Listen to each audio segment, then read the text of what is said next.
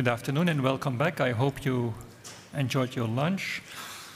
Welcome to Symmetric Design 2. We have two talks in this session. The first talk is entitled Generic Attack on Duplex-based AEAD Modes using Random Function Statistics. It's joint work between Henri Gilbert, Rachel M. Boissier, Louise Acati et Yann Rotella. Et Rachel M. Boissier va donner le talk. Give the talk. So. I switch to French mode. Go ahead. Thank you for the introduction. So yeah, this is a joint work with Henri Gilbert, Louise Acati, and Yann Rotella. Okay, so this talk is about a generic attack against duplex-based authenticated encryption with associated data modes. So first, it's a forgery attack, but actually in most cases we can also recover the secret key. So it's based on random function statistics, but it's not the first work that uses random function statistics.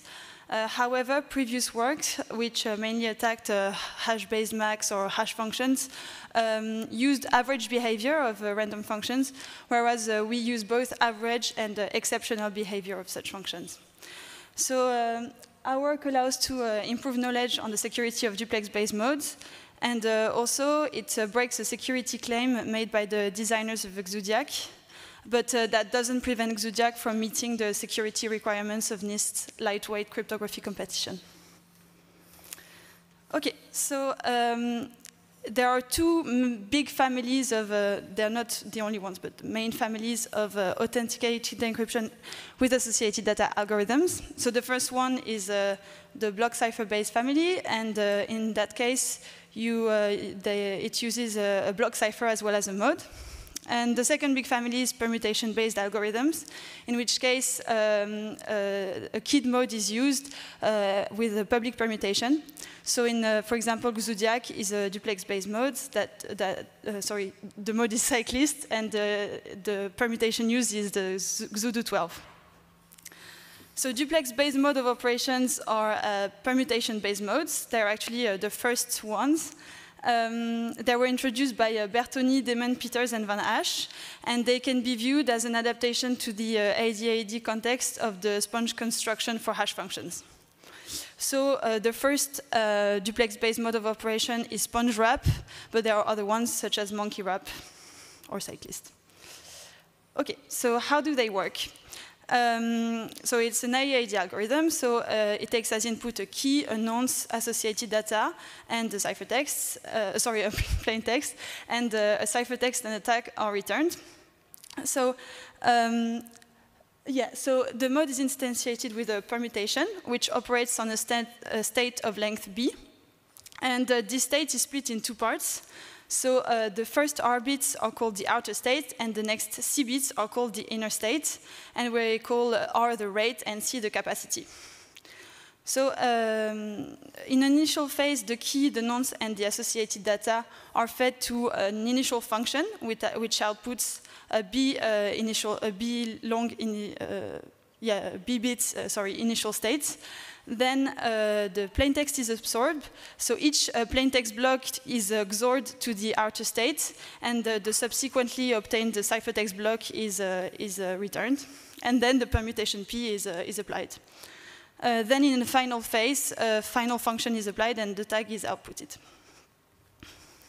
So in Zodiac, R and C are equal to 192, just to give you an idea. Okay, so both privacy and integrity are required in AEAD algorithms, but we mainly focus on integrity because our attack is a forgery. We assume that the adversary is nonce-respecting. That means that the adversary cannot make two encryption queries that are different but have the same nonce. But keep in mind that this is not true for decryption queries, so you are allowed to use the same nonce several times in decryption. And we also assume that there is no release of unverified plaintext. That is, if you send a ciphertext tag pair to the decryption oracle and that is not valid, the decryption oracle will not return the plaintext. So the goal of a forgery attack is to find a decryption query such that the tag verification succeeds, and thus the decryption oracle does return the plaintext. So you can make both encryption and forgery attempts, encryption queries and forgery attempts, but actually our attack doesn't use any encryption query. So we're just going to look how the decryption looks like in duplex-based modes. So there are two main things that are of interest in this picture. So the first thing is, as you can see, in decryption queries, the ciphertext blocks override the outer state before each application of the permutation. And another thing that's interesting to us is you can see that if you make a correct guess on the inner state before the application of the final function, you can build a forgery. Okay, so the total time complexity of an attack is computed as a number of calls to the permutation P. So you add sigma E, the number of online calls to the permutation in encryption queries. So for us, that's 0.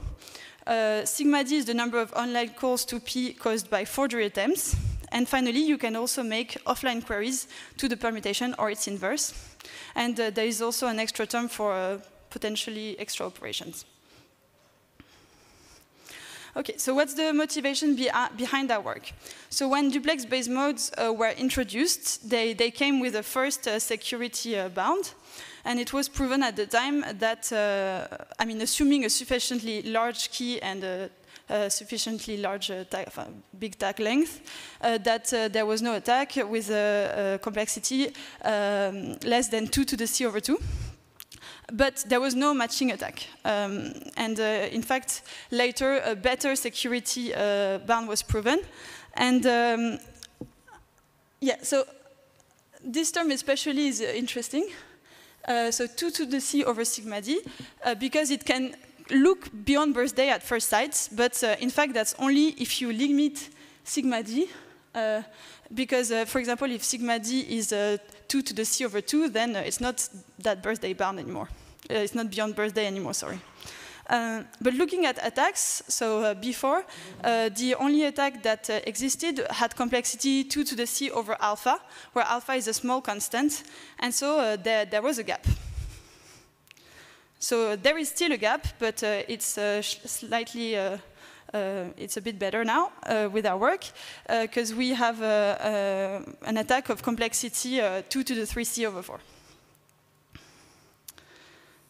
Okay, so I'm going to make the main observation behind our attack now. So as I said, in decryption queries, in decryption, the ciphertext blocks, they override the outer state before each application of the permutation. And that's what really interests us, so we're just going to ignore the plain text now. And we're also going to consider a specific ciphertext. We're going to look at the decryption of a long ciphertext that is built as the concatenation of the same block L times, where again L is big because we want a long ciphertext. So in that case, you can see the tag verification as the iteration of a function on C bits, and the function is constructed as follows. So as input, it takes xi, and it outputs the image by p of beta concatenated with xi, and you only take, of course, the C last bits of the obtained output. And in that case, for random beta, we're going to expect this function f beta to behave as a random permutation drawn in the set of permutation on 2 to the C points. And since we don't know the key, we also expect that for each nonce, x0 is going to behave as a random point drawn in the graph of that function f beta. So how do graphs of random functions look like? So they are defined as follow. So a vertex goes from node I to node j if and only if f of I is equal to j. And so that looks like this. So this is not a real function. I've just, so as you can see, it is built as a collection of connected components. So for example, in this image, there are 2 connected components. And each component itself is built as a collection of trees. So here are some trees. And each of these trees are linked, is linked by a cycle. So here there are 2 cycles. And we have some statistics on these graphs. So for example, we know that the size of the largest component is, the average size of the largest component is 2 to the c times 0.76, which means that 76% of the points in these graphs are located in the same main component. And we also know that the average cycle n-tail length of a random point is about 2 to the c over 2, so in the square root of the total number of points. Another statistics that is really of interest to us for our attack is the probability that a random function has a component such that this component has an exceptionally small cycle and a reasonably large component. So you don't need to remember this complicated formula, but what's really important is to remember that, for example, if you want a component that covers 65% of the points and that has a cycle of length at most 2 to the c over 4, then this probability is roughly 2 to the minus c over 4 times a constant. Okay. So now looking at the decryption again, as I said, for a nonce, the first inner state, x0, can just be seen as a random point on the graph of f beta. But as we apply f beta, we progress on the graph, and eventually, if the ciphertext is long enough, you reach the cycle. So in particular, if you have at your disposal a beta such that f beta has a large component with a very small cycle, then because the component is large, this point x0 will belong to that big component with high probability. If, again, L is large enough, then you will reach the cycle with good probability. And finally, because you have chosen a beta such that the cycle is exceptionally small, they are at most 2 to the c over 4, possible values for xl minus 1, and thus at most 2 to the c over 4 possible tags. And so our forgery attack simply consists in trying the possible values for t. Okay. So we split this attack into phases. First, in a precomputation phase, we're going to spend some time trying to find a good beta, that is a beta such that the associated function f beta has a large component with a small cycle. And note that this precomputation phase is key independent. That is, once you find a good beta, you can use it for any key. You don't need to redo this every time.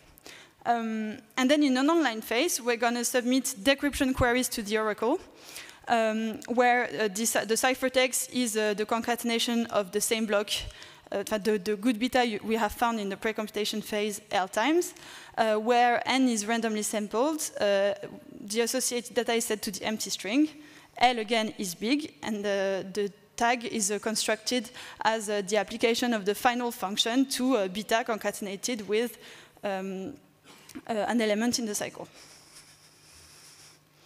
So I'm going to make a simplified complexity analysis, starting with the precomputation phase. If you want to find a beta, so the first question is, how many betas do I need to randomly draw to have a good chance to find a beta that is valid? I mean, good in the sense of what we want. So this is given by the probability that I asked you to remember before. And it's about 2 to the c over 4 random betas. But it's a bit costly to investigate each beta. And it can be estimated by the complexity of Floyd's algorithm, which you probably know to find collisions on hash functions. And it's about 2 to the c over 2.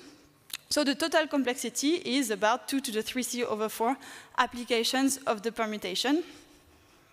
And note that this complexity is simplified. For example, in our algorithm, we need to verify that the component is not only has a small cycle, but is also large, which actually doesn't really improve the complexity, but requires a bit more analysis than this simplified one. So moving on to the online phase. So as I said before, since we have selected the beta such that the main component, so the f beta has a component that is large, x0 will belong to this component with good probability. So that's not really what is going to impact the most our complexity. But we need, again, this ciphertext to be really long. And for the xl-1 to be in the cycle with good probability, we need about 2 to the c over 2. And to be really sure and have a good probability of success, we chose 3 times 2 to the c over 2. And then, as I said, we need to try at most 2 to the c over 4 values for the tag. And thus, the total complexity is also about 2 to the 3c over 4 applications of the permutation. So an interesting remark is that if you spend more time looking for a good beta, and you look for a very small cycle, then you can reduce the complexity of the online phase. And in particular, if you spend a lot of time and you find a cycle that has length 1, the complexity of the online phase can be brought very close to 2 to the c over 2. So our attack is somewhat heuristic-based. For example, we wanted to corroborate the fact that the f beta behave as random functions in practice. So to do so, we implemented some experiments, and we used XUDU12 as the permutation. We found that all the practical results we obtained matched our heuristic-based results. And we also implemented the precomputation algorithm and found some valid beta values for C up to 40. To summarize our results, our attack has total time complexity smaller than 2 to the 3c over 4 times a constant that is not too big. It has a good probability of success, over 95%. Again, it can be transformed into a key recovery at a negligible extra cost if the initial function is reversible, which is the case for most modes in practice. And we do that using the plain text returned by the decryption oracle. It is applicable to Norx v2, the mode, of Norx v2, Keche, NOT, and KYAC. It doesn't break security claims for Keche, NOT, or KYAC, but it does for Norx v2. But Norx was already broken by a non-generic attack, so it's not that interesting. However, it does break the security claim of Xudiac. So the security claim was 184 bits of security, and our attack has complexity 2 to the power 148. The good news is that it's really easy to prevent the attack. There are 2 main features that frustrate our cryptanalysis. So the first one is to make the final phase key dependent.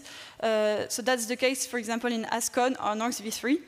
And that prevents the attack because even though you recover the value of the inner state xl-1 before the application of the final function, you cannot transform it into a forgery because it doesn't give you any information on the tag.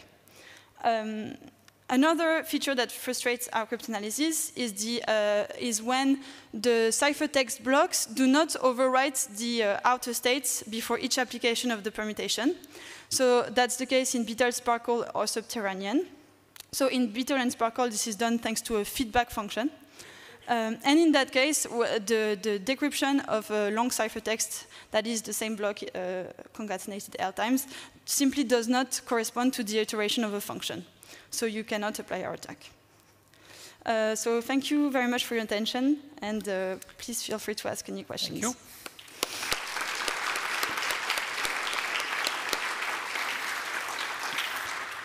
So there is time for a quick question. Okay, go ahead. Proof closed the gap between the previous best, your attack closed the gap between the previous best attack and the existing proofs. Do you have any sense where the truth lies? Is your attack tight? Is, you know? I don't know. I think, sorry. I think most likely the proofs are gonna, I think it's like probably gonna be the blue that joins the red, and that's simply because we haven't found anything else, but I don't have a better argument than that, sorry. Yeah. Okay, let's thank Rachel again. Thank you.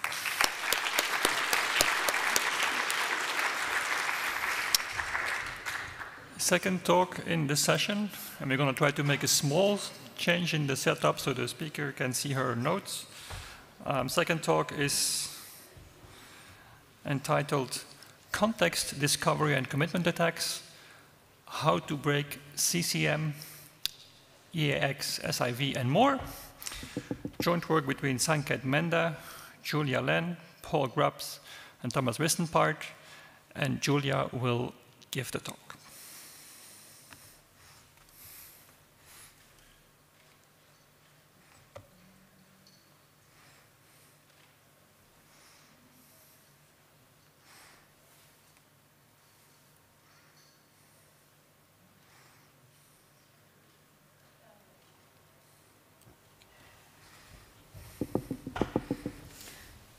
All right, thank you for the introduction. I'm excited to present to you on context discovery and commitment attacks.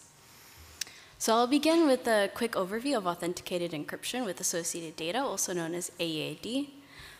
This is one of the most fundamental primitives in symmetric cryptography. It's used everywhere from TLS to cloud storage to end-to-end encryption.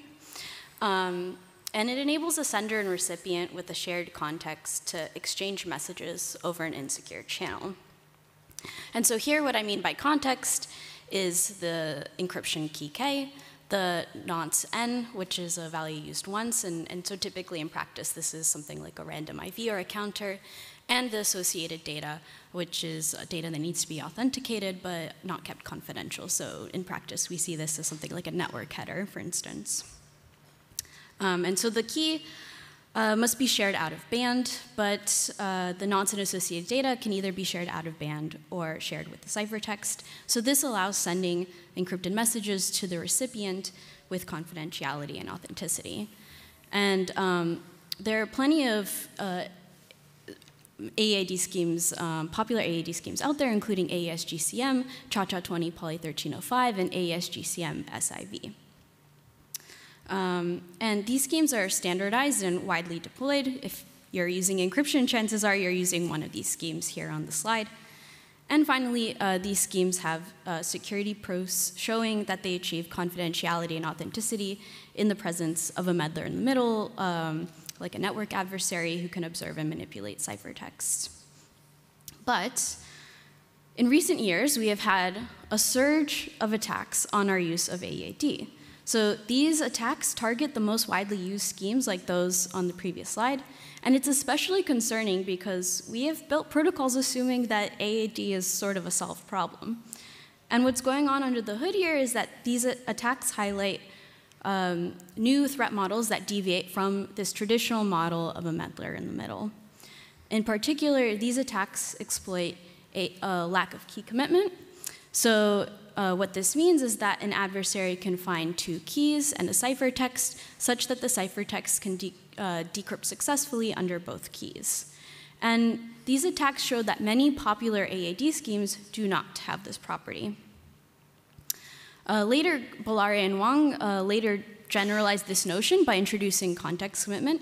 So this definition says that it's important to commit to the entire context, so the key, the associated data, and nonce, not just the key. And more formally, this definition asks if it is computationally efficient to find two contexts and a ciphertext, such that the ciphertext decrypts successfully under both contexts. And I'll also add that context commitment is a strictly stronger security property than key commitment. Okay, so where does that leave us in terms of what we know about AED schemes and their committing properties before this paper? Well, we knew that GCM and OCB3 were not key committing, so they're also not context committing. We had seen some work because of the key committing attacks to suggest some key committing AAD schemes. So this includes the padding zeros and key hashing scheme from Albertini et al., and the CAU-C1 scheme from Bollari and Wang. However, for these key committing schemes, it wasn't, we didn't know yet whether these were also context committing. And we also didn't know anything about any committing property of SIV, CCM, and EAX. And in fact, after some of these attacks, key committing attacks came to light, we saw some interest online about whether CCM, EAX, and SIV were committing and therefore safe to use. So we saw this as a major open problem. So in our work, we resolve these open questions by just demonstrating new key commitment attacks against SIV, CCM, and EAX. And we also show context committing attacks against the key committing schemes that have been proposed here on this slide. So for the rest of this presentation, I'll go over our 4 key contributions. First, we introduce a new granular framework for context commitment from the perspective of attacks. We'll then demonstrate the usefulness of that framework by discussing 2 key committing, or one key committing attack against the original SIV mode. And then we'll introduce the new context commitment security notion, which we call context discovery, and briefly mention some of our attacks using that definition. So let's start with our granular, our new definitional framework for context commitment. So you might be thinking now, doesn't there already exist a context committing security definition as well as other committing definitions? Why do we need even more definitions now, as referred to by this comic? And to answer this, yes, the existing context committing definition by Bollari and Wang is what should be targeted when trying to prove security. And for more on this topic, I'll urge you to check out Sanket's talk from Real World Crypto last month on this topic.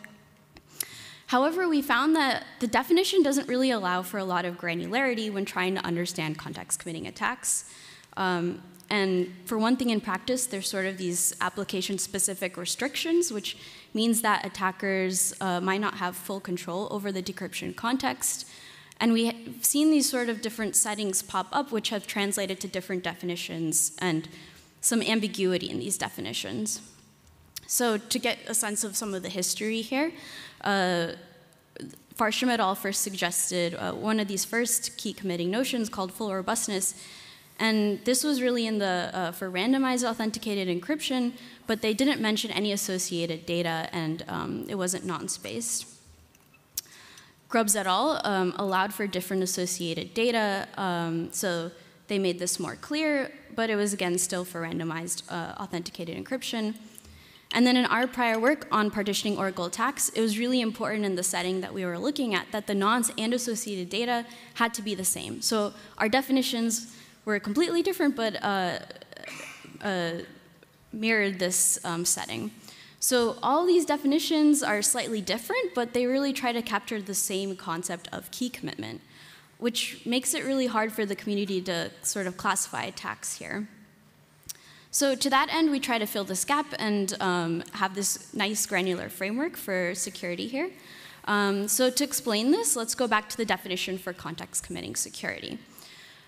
So here we have, again, 2 contexts that try to decrypt a ciphertext, and we'll try to add some more granularity here. So first, we'll parameterize our definition with a predicate that's evaluated over the context. And this allows us to capture additional constraints over the context that can occur in practice and affect the context committing attack. So then what are some of the predicates of interest here? Well, if we have as our predicate that the 2 contexts are not equal, then we recovered the original context committing notion. The next 3 predicates of interest are those that focus on the inequality of the 3 individual context components.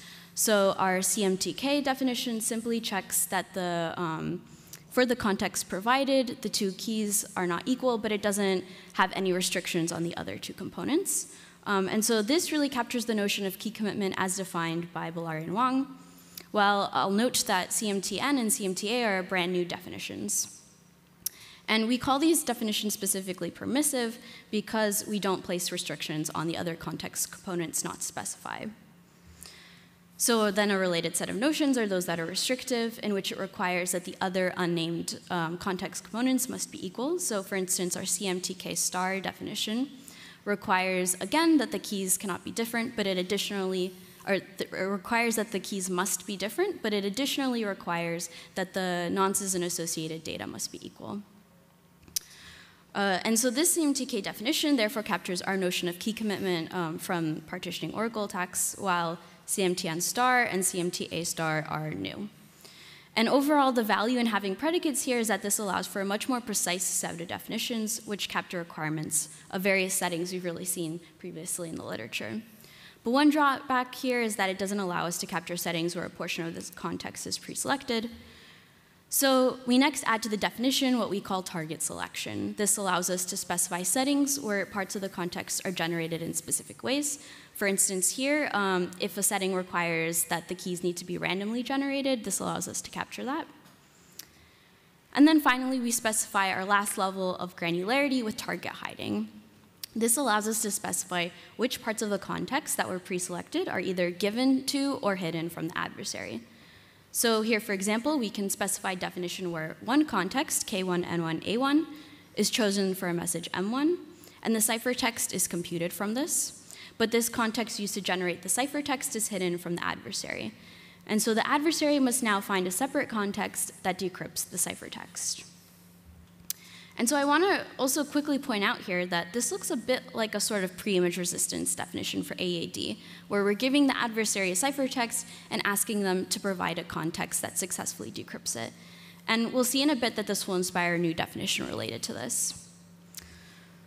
So I know that I've just thrown a lot of new definitions at you right now, but if you take anything away from this part, it's that our definitions enable us to precisely define, or more precisely at least, define various settings that might happen in practice, and so better model attacks. Okay, but let's get into our key commitment attack against the SIV mode. So why is this so difficult? Like, why don't we already have an attack for SIV? And also, I'll add that this is specifically for CMTK star, so recall that this means that we're requiring that the two keys must be different, and we're also additionally requiring that the nonces and associated data must be the same. Well, we had these nice attacks for these other AAD schemes for CMTK star. And so for GCM, if we look at it, it uses a highly structured polynomial MAC. And so this made finding the CMTK star attack pretty easy. It's just solving a simple system of two linear equations. But SIV doesn't use a polynomial MAC. So we can't adapt the attacks we already have, and we really need to look for new techniques in order to make the attack work here. Okay, so let's get into understanding SIV mode. And for simplicity, we'll assume no associated data here, and we'll cover decryption. So the key here is composed of two parts, K1 and K2. And specifically for the ciphertext, it's also composed of the encrypted plaintext and the IV. So we run the ciphertext through counter mode with key K2 to decrypt the ciphertext. And here, the initial counter that we use for this is the IV that's included as part of the ciphertext. And then we recover the message there. Next, we recompute the synthetic IV from the message using S2V CMAC with the key K1. And then we compare this computed synthetic IV with that stored as part of the ciphertext. And so this part is really important for our attack. This is where decryption is either going to succeed or fail, because if the synthetic IV that we compute does not match the IV that's part of the ciphertext, then decryption will fail. Otherwise, decryption will succeed, and that'll make our attack work, which is nice. So for our attack, for simplicity, we'll consider one block ciphertext with no associated data or nonce. And our goal here is to find two keys and a ciphertext so that decryption of the ciphertext under both keys succeeds. So this means that the computed synthetic IVs match the stored IV that's part of the ciphertext. And so when we try to make this work, we get this equation here, where we have, we set up so that the IV is equal to the computation of the IV over the decrypted ciphertext for one of the keys, K1, K2, and also for the other key, K1 prime, K2 prime. And so we get this equation here, and we need to find K1, K2, K1 prime, and K2 prime such that it makes this equation work. And so we can sort of simplify and rearrange terms, and we get this equation here. So again, our goal is to find these two keys and a ciphertext such that we make this equation, such that we fulfill this equation. But you'll notice that what we have here is something that looks like 4 terms. And when we XOR them together, we want it such that they equal 0 to the n. And so when we looked at this, we found that if we modeled the block cipher as an ideal cipher, then this looks very close to the generalized birthday problem. So just as a reminder of this problem, specifically for the 4-list problem, it says that given lists L1, L2, L3, and L4 of elements drawn uniformly and independently at random from 0, 1 to the n, then it asks, can we find an element from each list such that when we XOR them together, the result is 0 to the n. And of course, Wagner gave the K-tree algorithm to solve this in big O of 2n over 3 space and time. And so we can think about, for each of these terms that I have colored here, we can sort of map that to a function, and we can think about modeling it as a pseudorandom function evaluated over each key. And then it becomes our attack such that we need to find K1, K2, K1 prime, and K2 prime, and form our list and apply this algorithm. But the problem here is that this isn't quite a pseudorandom function. These values are not drawn uniformly and independently at random, and this is because our block cipher for multiple evaluations of the same key acts as a permutation. So, but we still can make it work because we show that we can upper bound the distinguishability between the distribution formed by the values chosen to make the list and a uniformly random distribution. So then we show that we can apply Wagner's K-tree algorithm with the distributions we have and still have high probability of finding collisions. So we show that with high probability, we can find a collision in time about 2 to the 53, making it practical and sufficiently damaging to rule out SIV as a suitable for contexts where key commitment matters. Okay, so now that we've covered this SIV attack, I'll briefly cover our context discovery notion. So remember I had this slide earlier where we had this context committing definition, and I said this sort of looks like a pre-image resistance definition. Well, we actually found that this would be useful as a separate definition, and so we call this context discoverability security. And so this simplifies our definition so that for an AAD scheme, given some ciphertext, the goal of the adversary is to find a context such that decryption under that context succeeds. And so context discoverability security, you can think of this is to context committing security for AAD as pre-image resistance is to collision resistance for hash functions. And we also show that if an AAD scheme is context compressing, meaning ciphertexts are decryptable under more than one context, then context committing security implies context discoverability security. And so we showed context discoverability attacks for CCM, EAX, SIV, GCM, and OCB3, which then translated also to context committing attacks. And so the benefit of this definition is that it allows us to better communicate attacks and threat models, and it's a bit of a simpler definition to understand than context committing security, but it still gives us context committing attacks if you find a context discoverability attack. All right, so I'll quickly conclude here by bringing up again some of the highlights of our work and our new results in finding context commitment attacks. And so really this is to say that as we move forward in developing new AAD schemes, we should really think about developing schemes that are also context committing, because many of the schemes that we're putting forward that we've already had and widely used, or that we're putting forward for key committing purposes are not context committing. And so for more information, you can check out the full version of our paper on ePrint, which I have on the slide here. So thank you, and I'm happy to take any questions. Thank you.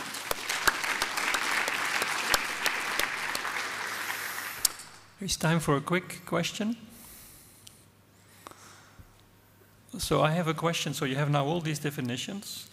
Is there now any guidance to which ones matter in specific applications, or is this kind of a topic of research, or do you have a view on which ones are more important? Or I think, so the ones that we were seeing pop up a lot were the predicate-based ones that I had on the slide. So like the one we see often is like CMTK or CMTK star.